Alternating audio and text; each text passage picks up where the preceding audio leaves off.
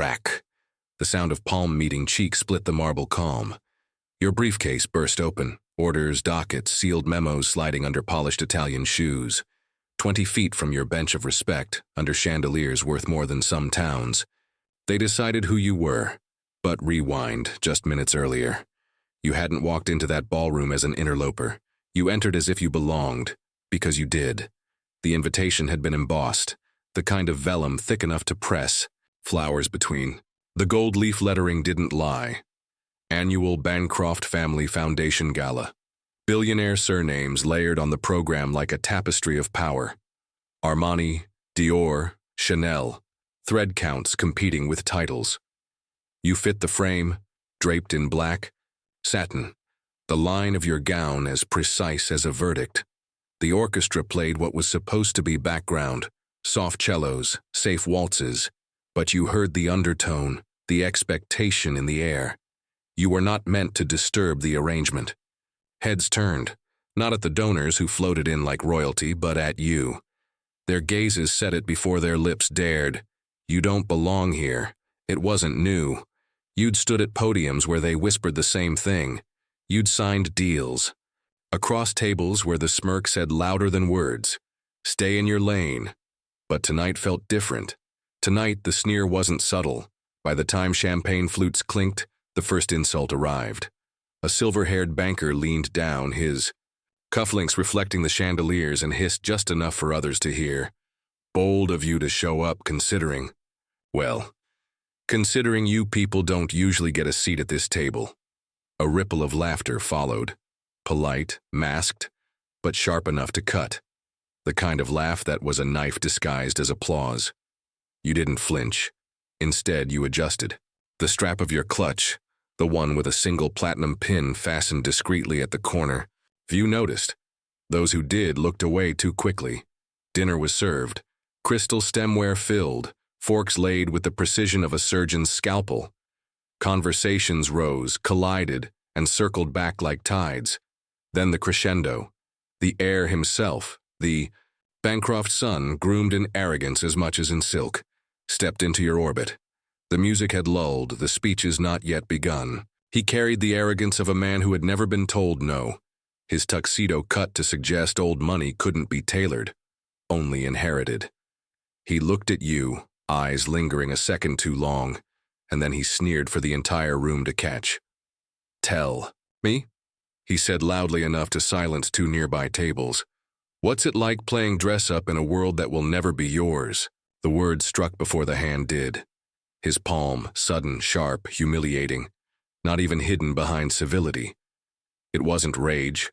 It was theater. A slap staged for the audience, for the donors, for the cameras discreetly streaming the gala to private. You staggered, but you didn't fall.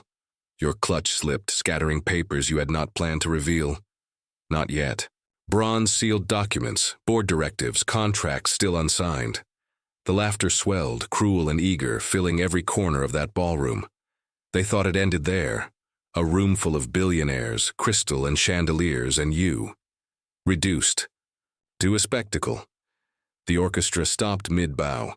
Phones tilted up, capturing your humiliation in high definition. Guests whispered, some in pity, most in enjoyment. And then, the silence. That heavy, brittle silence that comes when the crowd has taken everything it thought it could. But what came next silenced the entire room.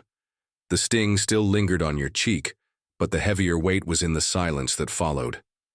A silence, more cutting than laughter, more suffocating than music stopped mid-bow. The slap had been for show, but the hush was a verdict. Eyes turned not to him, the air with arrogance dripping from every button of his tuxedo, but to you. They weren't waiting to condemn him. They were watching to see if you would shrink, watching if you would retreat. Because that would make their story neat, confirm what they whispered before you even walked in. She was never one of us. A waiter bent down to gather your scattered papers. His hands trembled, not from sympathy but from fear. Fear of touching documents that bore embossed federal seals. He glanced up at you, and for a flicker of a second, recognition crossed his eyes. Then he looked away, slipping the pages back toward you quickly, as if the paper itself burned. You rose slowly, not with fury but with precision. You had learned. Long ago that rage gave them fuel. Composure starved them. The satin of your gown fell back into place, your clutch retrieved, the platinum pin glinting under chandeliers now too bright to feel elegant. But he, the heir, wasn't finished. His confidence fed on the silence, and silence was plentiful. He smirked, straightening his cufflinks, raising his voice enough for the microphones meant for charity speeches to catch. "Consider this your lesson," he drawled. "Some tables can't be bought, no matter how many zeros you think you can sign." Laughter returned, sharper now, bolder, phones angled higher. Somewhere you knew security footage was capturing every angle, and that mattered. Oh, it mattered more than they understood. A woman across the table, a matriarch with diamonds dripping from wrists, leaned in, her voice honeyed and cruel. "Why don't you save yourself the shame, dear? Leave quietly. Spare us the spectacle."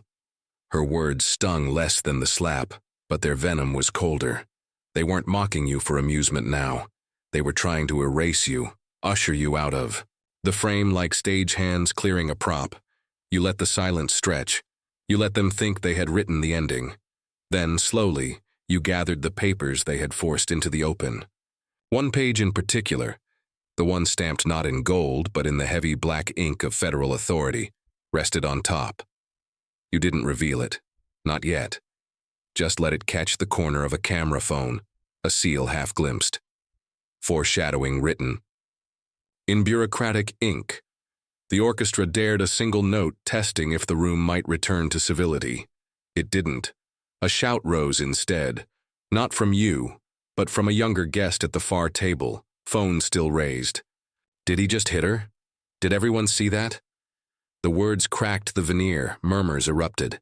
Denials and excuses fluttered from lips too accustomed to controlling the narrative. It was nothing. A misunderstanding. Don't record this. But the feeds were already running, and the truth had left the room, unshackled. The heir stepped closer, his jaw tight, his arrogance rattled for the first time. He hadn't planned for witnesses who didn't obey. He hissed under his breath, meant for you alone. You walk out that door, you'll regret it. No one crosses. This family. His threat was old money distilled to a single line, but his voice betrayed the first hint of fear. He thought power was birthright. He didn't understand power could be paper, signatures, seals, the kind of authority that doesn't need chandeliers to shine. You didn't reply. Not yet. Words too early would dull the blade. Instead, you let the silence turn against him. Around you, murmurs thickened, reporters in the back adjusted their cameras, and security shifted uneasily. Even the matriarchs. Diamonds seemed to lose their sparkle under scrutiny. The humiliation was still raw, your cheek still burning, but the balance had shifted. He didn't know it. The room didn't know it, but you felt it. The air carried weight now, not laughter. And then, the sound of metal against marble. A camera tripod collapsing in the back, drawing every eye for a split second. Enough distraction for you to slide one document halfway from your clutch. Just enough for the Bancroft crest on the Gala program to share space briefly, with a federal emblem no one expected you to carry. Gasps followed. Not loud, but enough. Questions whispered, speculation born. The air stiffened. His hand twitched, as if he wanted to snatch the papers away, but he didn't dare. He couldn't. The orchestra lowered their bows again.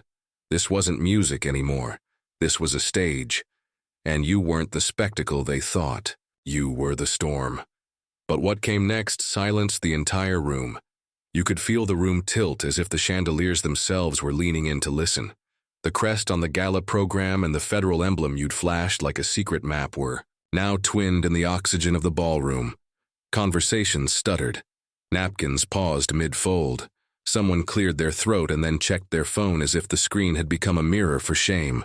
Your hand hovered over your clutch, fingertips brushing the platinum pin that had lived there for years. Small, unremarkable to anyone who didn't know its language. You had worn it like a private signal, a quiet reminder of alliances that ran deeper than the names on the invitations. Tonight it was a beacon.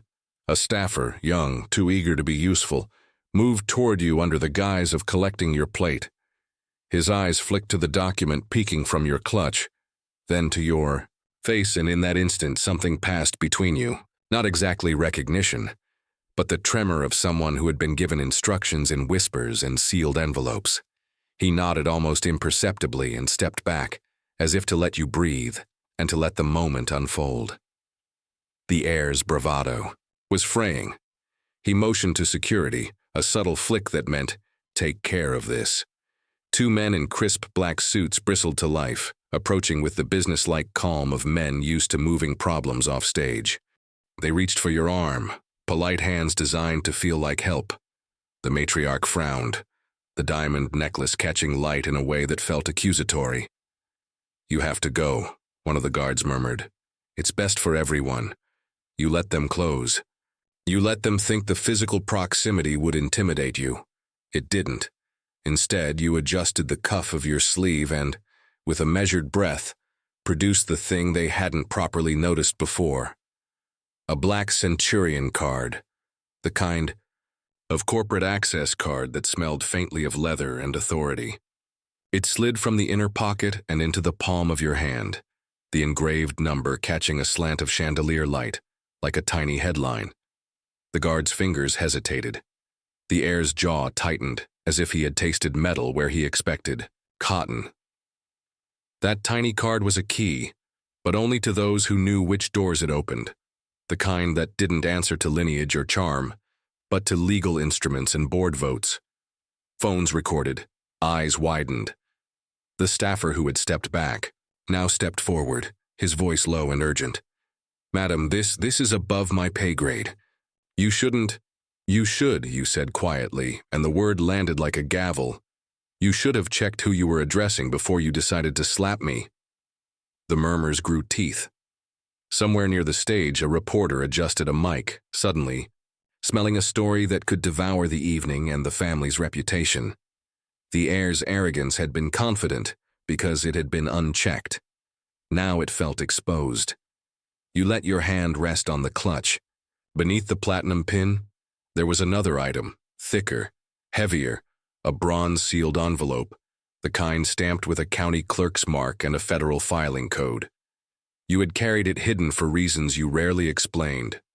Tonight, the envelope was a secret weapon, a legal bulldozer waiting to be set loose. A guest, emboldened or curious, called out, "Who is she to have federal papers here? Is she part of the foundation?" "Her name is on contracts," another said, squinting at the edge of the envelope. The name wasn't theirs. The name matched a board. Buster, a list of fiduciaries whose signatures could reroute entire projects. You had kept that list private, the way surgeons keep scalpels. You didn't need to threaten, you needed to reveal. Security closed a fraction closer, and the heir barked, "You don't understand what this means. Get those papers away," he said, it as if authority would obey him on the sound of his voice. It didn't. The staffer who had earlier almost helped now stood beside you openly, his demeanor changed from servile to lawful, someone who recognized the weight of a sealed document and the consequences of mishandling it. You pulled the bronze-sealed envelope from your clutch with a deliberateness that matched a juror's slow hand. The seal creaked as you loosened it, the sound amplified by 100 ears trained on scandal. Inside were documents that read like a legal map, board minutes, an emergency clause, a notarized transfer of fiduciary power contingent on breach, language so precise it cut through the malpractice of assumed immunity. Spotlights and whispers collided. A reporter in the back stood, camera in hand, voice steady. "Can you confirm these are filings connected to the Bancroft holdings?" Your reply was a wedge of calm. "These are federal filings tied to assets the Bancroft. Family controls, yes. There is an emergency clause within that allows interim suspension of their corporate officers under documented misconduct." You said it without hysteria. It had the monotone of a judge reading a statute, which made it more lethal. The heir tried to retort about reputation and legacy, But the words died in his throat as aides around him scanned the pages. You had specific lines underlined. You had clauses highlighted that turned assumed power into conditional privilege. The king had never realized his crown could be subject to signatures and clauses he hadn't negotiated. Hands reached for phones again. The matriarch's face tightened. Years of impunity had taught her that influence could be smoothed over with an apology and a check. But apologies mean little when emergency clauses can freeze boards and freeze funds. Your reveal introduced a new variable into the equation: legal leverage. Outside the ballroom, corridors thrummed with staff whispering. Security feeds, once a tool for controlling narratives, now mattered in a literal evidentiary sense. You had the wrist print from the heir's slap captured on a shuttle cam in the foyer, the timestamp embedded like a betrayal. Witnesses could be subpoenaed. The contracts you'd disclosed handed cause to action. He could still shout, mobilize lawyers, try to buy the narrative back with PR teams and checks. But your documents had a legal gravity that made money back. Off.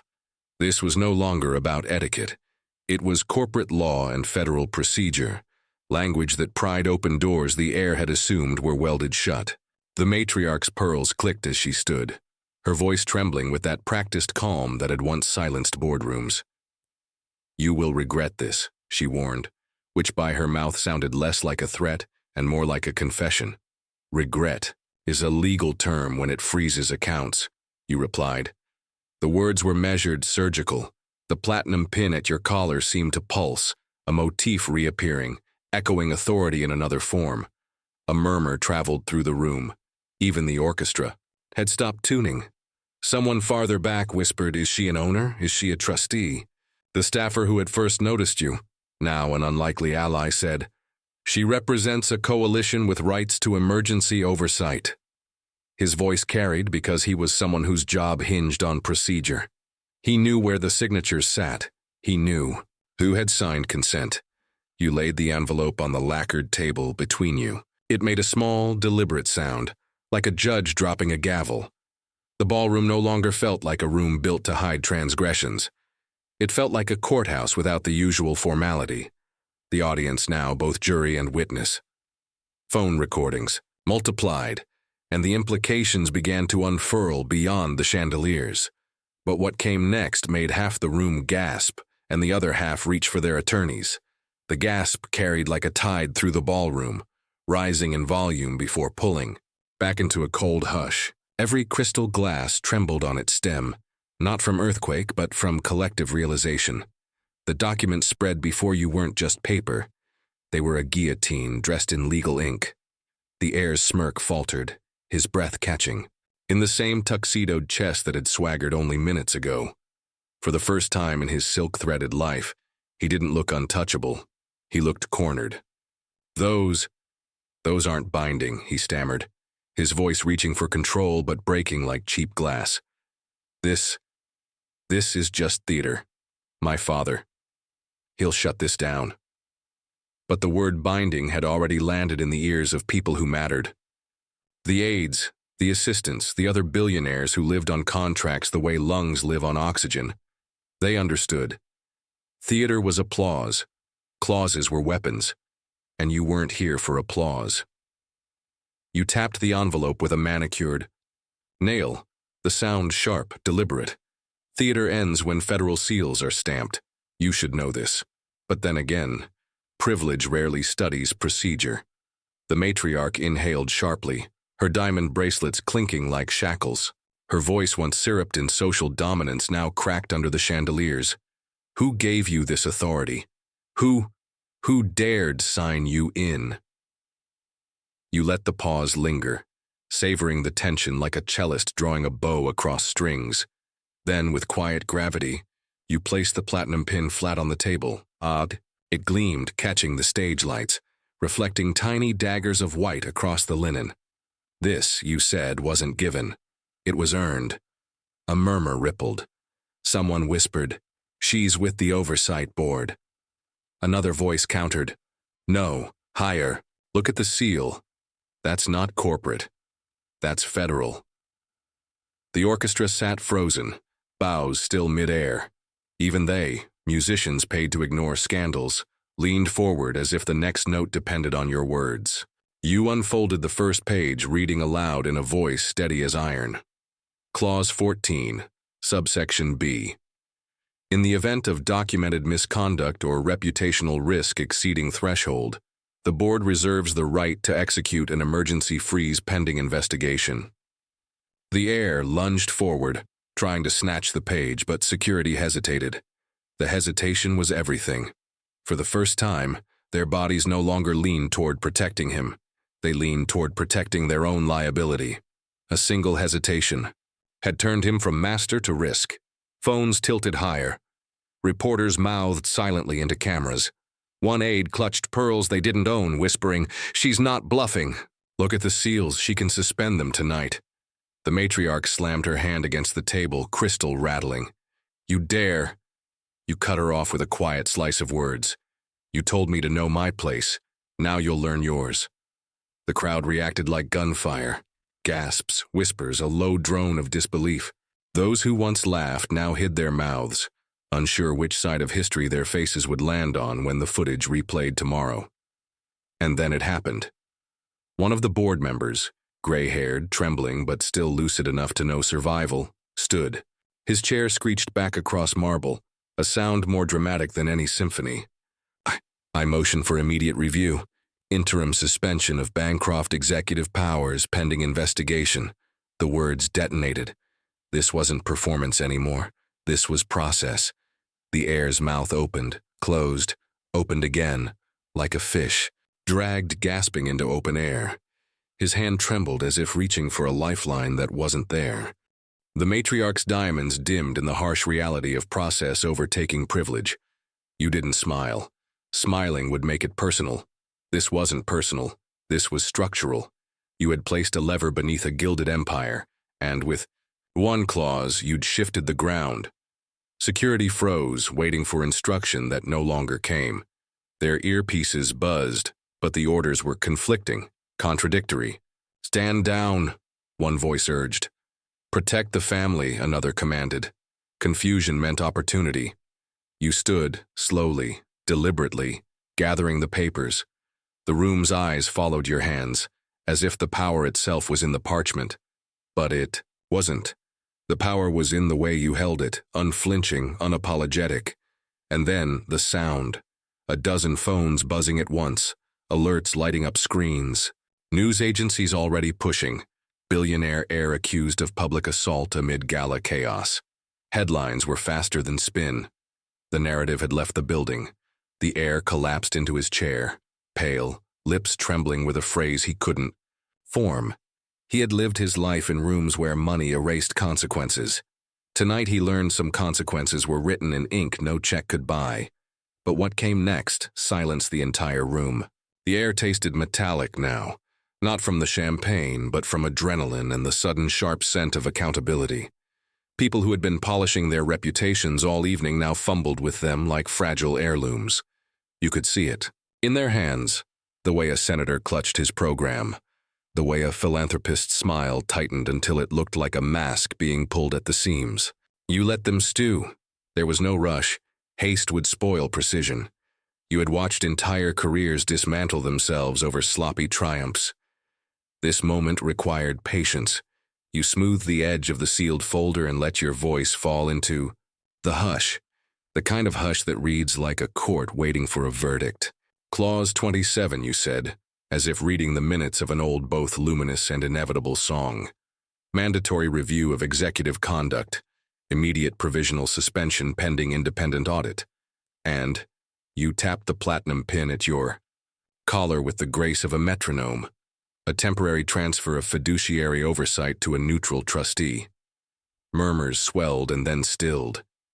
That phrase, neutral trustee, was a pinprick that popped more than egos.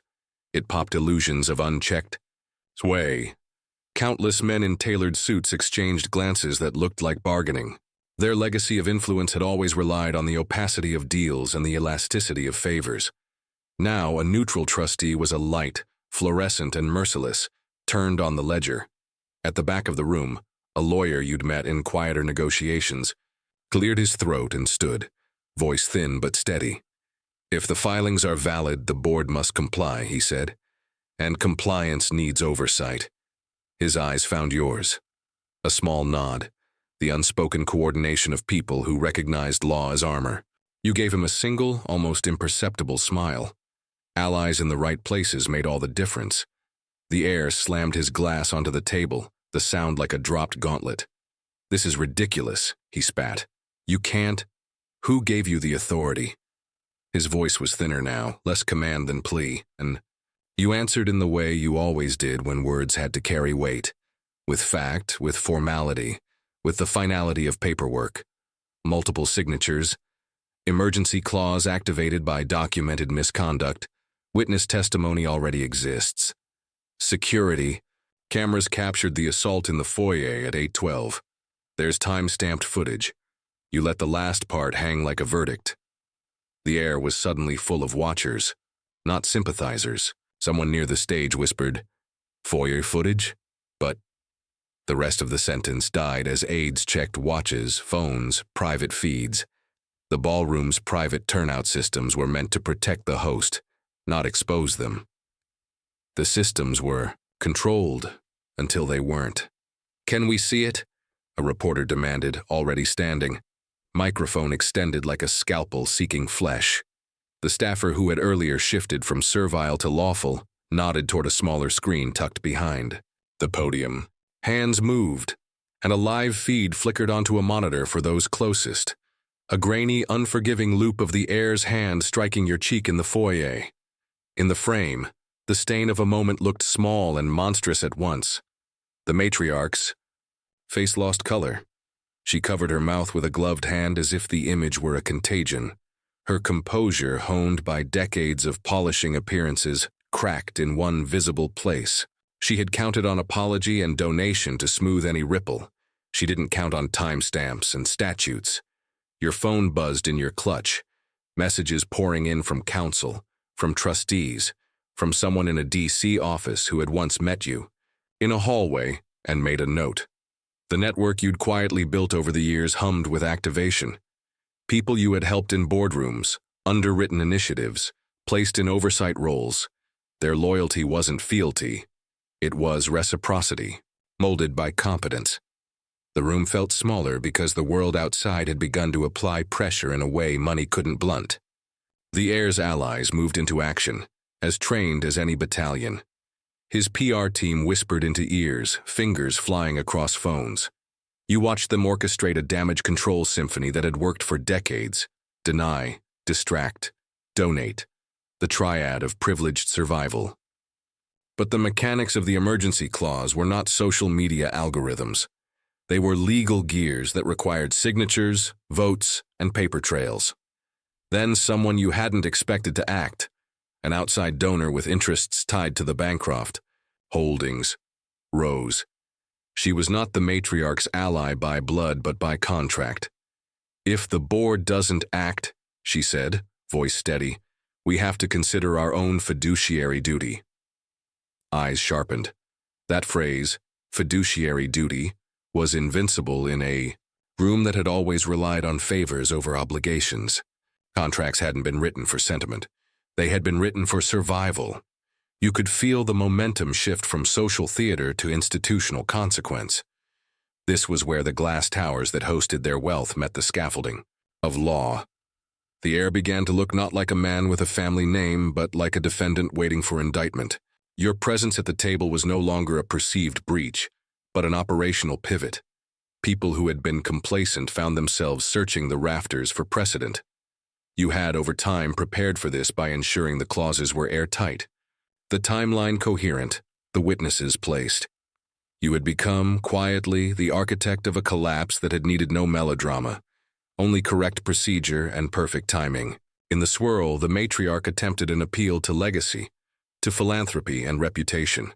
"We've given millions," she began, an attempt at weaponizing generosity into immunity. The room bristled.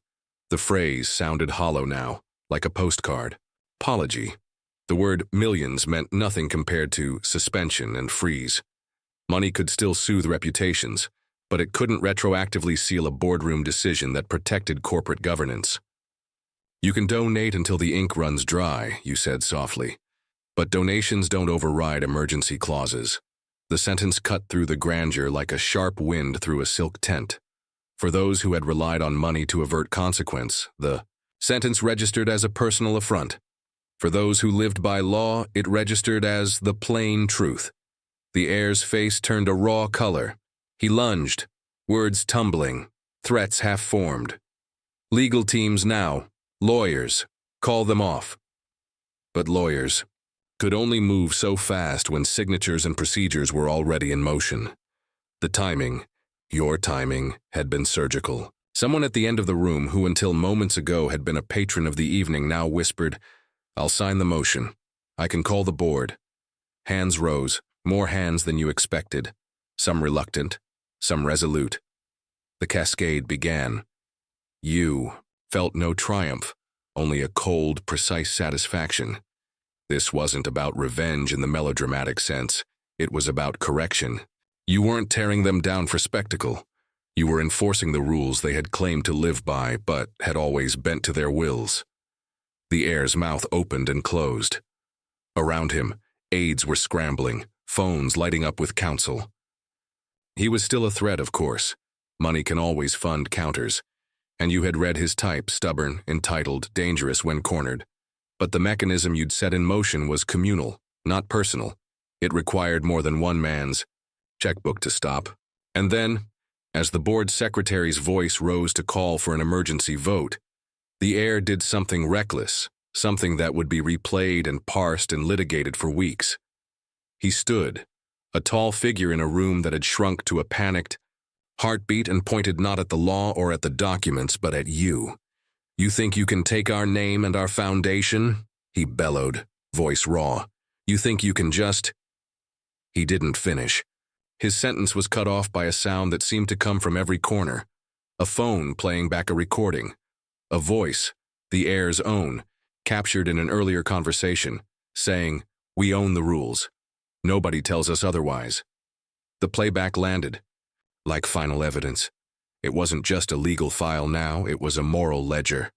The attendees stared, the orchestra sat mute, and the heir's bravado splintered into fragments that no amount of polishing could glue back. But what came next silenced the entire room. Ranction 6. The playback echoed through the ballroom, bouncing off marble and crystal like a confession carved into stone. "We own the rules.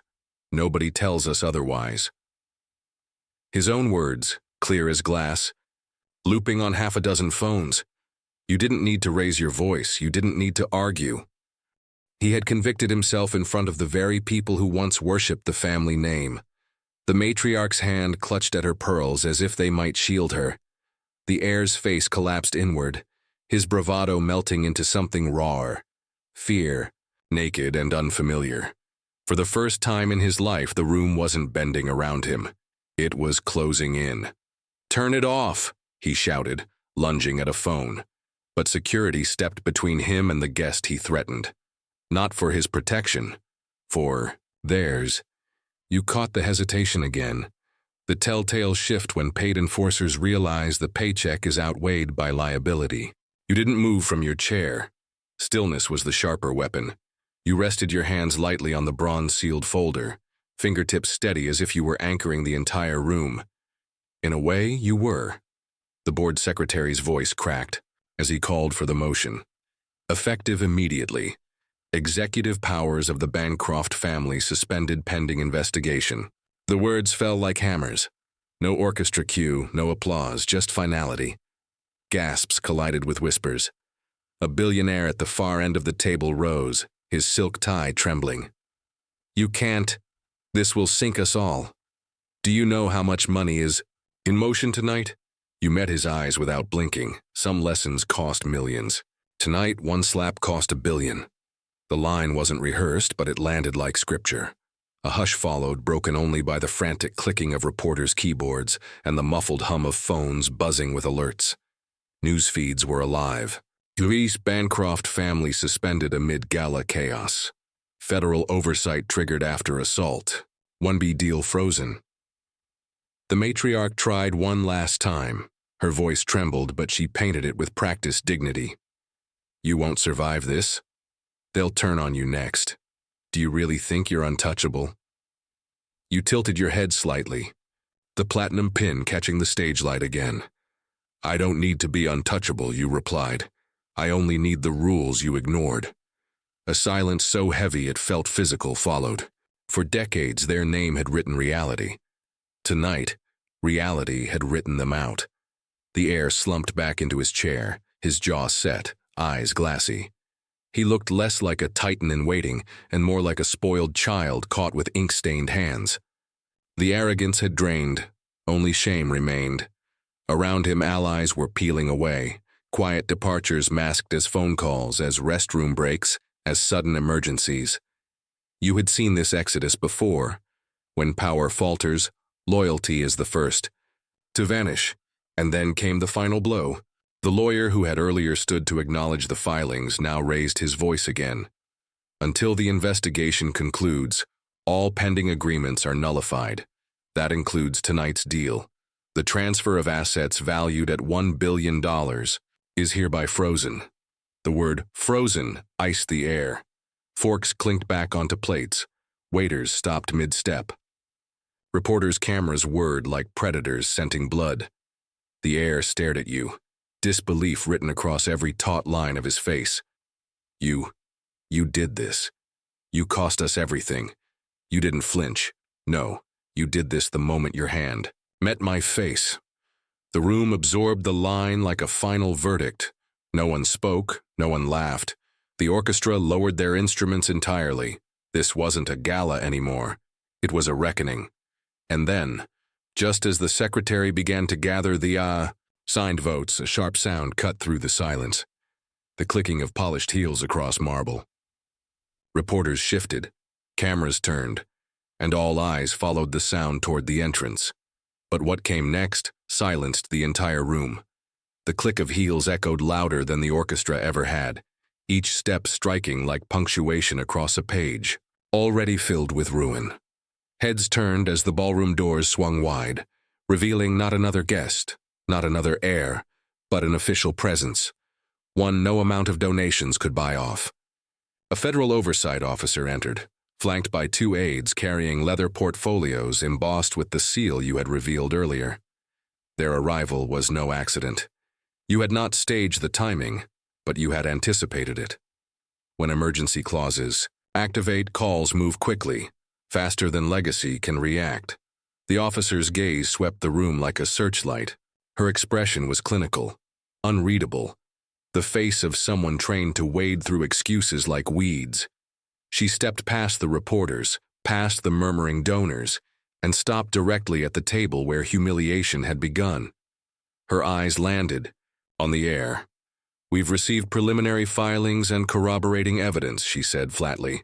Effective immediately. Your executive authorities are suspended.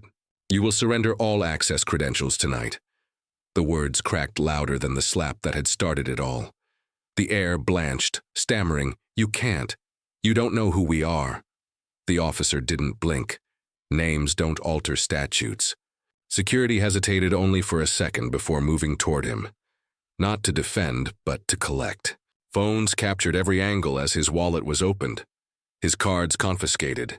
His ID badge slid from its silver clip. The man who had walked into the gala dripping with untouchable power was reduced to a man disarmed by procedure. The matriarch lunged to intervene, voice shrill now, stripped of composure. This is outrageous. We built this city. We fund its hospitals, its schools. The officer's hand rose, silencing her without raising her voice. Then perhaps you should have remembered your duty to the public before assaulting it in plain view. That line, clinical as it was, detonated in the room. Reporters nearly tripped over one another to get it typed, to send it to networks. You remained seated, still, steady. You had no need to rise. Authority was already standing for you. The officer turned then, her eyes meeting yours. A nod, barely perceptible, but there. Not gratitude, not allegiance, but recognition. Recognition that you had held the line until the process arrived. The board secretary shuffled the papers, voice trembling as he read the tally. Motion passed. Effective suspension. All contracts null. $1 billion frozen. The words were not just administrative, they were a gravestone etched under chandeliers. The billion-dollar deal that had been toasted, flaunted, half-spent in arrogance, it evaporated into ink and silence. The air, pale and broken, sagged into his chair. His hand twitched as though searching for a glass, but the stemware had been cleared. Around him, the empire his family built was unraveling, thread by golden thread. And then you leaned forward, your voice low but carrying across the brittle hush. "You told me to know my place," you said. The room stiffened. "Tonight you learned yours. It was not shouted, it didn't need to be. Cold, precise, undeniable. The kind of sentence that history records because it fits like a key in a lock." The officer signed off on the paperwork. The aides collected the folders. Security escorted the heir toward the exit. His shoulders slumped, eyes darting anywhere but toward the phones raised like 1,000 witnesses. The matriarch tried to follow, but her path was blocked. Her diamonds glittered uselessly, as if mocking the illusion that wealth could shield from consequence. She sat back down, broken in a way no jewel could disguise. And you? You remained, steady. You did not gloat, did not cheer. You simply folded the bronze-sealed folder, replaced the platinum pin at your collar, and let silence be the applause. Some lessons cost millions. Tonight, for them, one slap cost everything. But what came next silenced the entire room. The ballroom would never be remembered for its chandeliers or the silent orchestra. It would be remembered for the night. An empire collapsed under its own arrogance. Guests left in silence, their laughter curdled into caution, their smiles folded into fear of headlines already spilling across the world. You didn't walk out hurriedly. You walked out measured, each step echoing on marble like a gavel. Behind you, the Bancroft name unraveled from banners and contracts, reduced to a case, file and a cautionary tale. Ahead of you, the city's lights waited, unchanged, unaware that justice had been measured out in clauses and consequence. There was no triumph in your stride, only certainty. You had not humiliated them. They had humiliated themselves. You had simply held the mirror, steady enough for the truth to stare back. Stories like these happen every day. Subscribe to never miss the truth behind the power.